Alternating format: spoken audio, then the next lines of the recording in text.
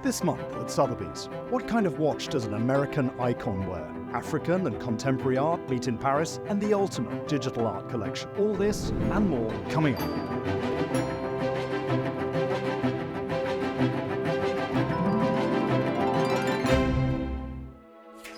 Welcome to This Month at Sothebys. I'm excited to share the best of Sothebys from around the world this June. Let's start with Luxury Week in New York, where a dazzling selection of jewels, watches, fashion and collectibles are being featured. For more, let's go to Frank Everett. Thank you, Simon. I am thrilled to present to you Luxury Week this June, with wonderful exhibitions of all of our Luxury Week sales, magnificent jewels, fine jewels, watches, wine, handbags.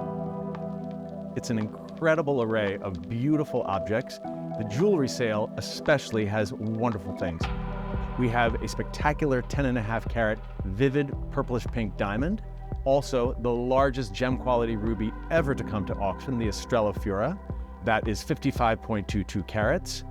And of course, the watch auction will be the highlight of the entire week, with 2 watches, both Rolex Daytonas, from the collection of none other than Paul Newman.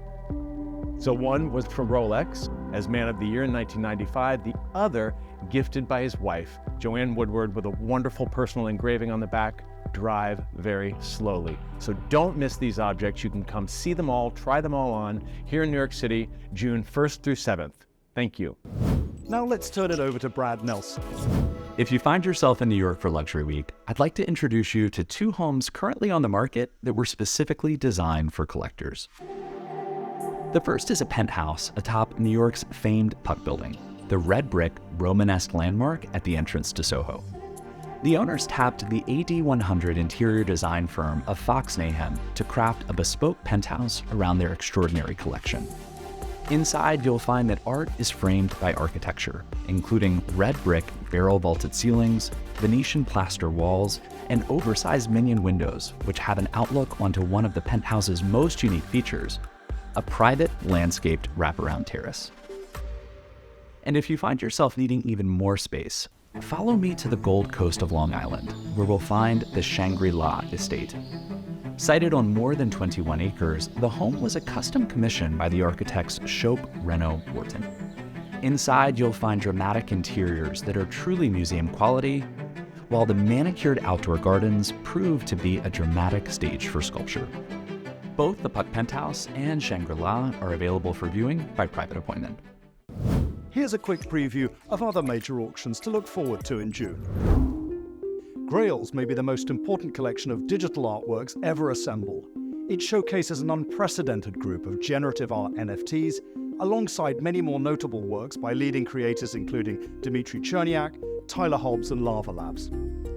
The Grails collection, formed by Three Arrows Capital, celebrates the artists who help bring NFTs and digital art into the cultural mainstream. In New York, Design Week spans the 20th century with spectacular works from European Art Deco and American arts and crafts to furniture by Alberto and Diego Giacometti and 2 masterpieces by Lalande. And don't miss the Doros collection of sensational glassworks by Tiffany Studios. Lovingly amassed over the course of several decades, this collection is the most comprehensive ever to come to market. In Paris, Sotheby's offers some 100 exceptional works from the personal collection of Hélène Leloup, one of the greatest specialists of African art in the world. Her collection is a magnificent anthology of African and oceanic works accumulated over 7 decades, perfectly complemented by exquisite modern and contemporary works, many by artists Hélène knew personally. The month closes in London, where our marquee modern and contemporary evening auction showcases brilliant works from the birth of modernism through to the evolution of abstraction and pop art, and works by today's most sought-after artists. Now to London for Tim Marlowe's Museum Show of the Month. The National Gallery of Art in Washington is remodelling and roughing up a little the polished perfection of the sublime Antonio Canova.